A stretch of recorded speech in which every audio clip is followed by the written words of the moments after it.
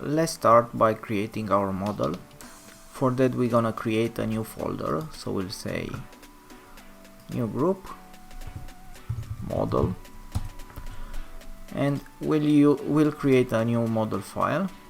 It will be a Swift file, and we'll name this file item. Okay, and for creating the model, we're gonna use as always a struct. We'll call this struct item, and it will conform to identifiable protocol. Okay, we'll say var id uid. This is the only requirement to conform to identifiable, and by default we're gonna give it a new uid whenever we create an item. The item will have also a name, so we'll say var name. It will be a string, and then we'll say var description. That will be a string, and for this description we're gonna use a default because I don't want to fill out a description for each of our items. I will use a lorem ipsum for this. The item will also have a rating that will be a double.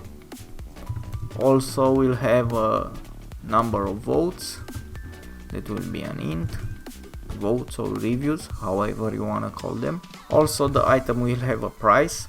This will be a double, and we will need an image to display it, so we'll say image. That will be a string. I think this is it. So we created the model. Now let's create some dummy data for our application. I will create two arrays, one of chairs and one containing couches, by using this model. And because I don't want to keep you and watch me typing some arrays, I already create some, and let me just paste them. Okay, here they are. And also we're gonna add an array of furniture colors, and we'll use this in our details page for possible furniture colors. Here we have an error, and of course we have it because we didn't import SwiftUI to have access to the color view. Okay, with this done, we finished with our model.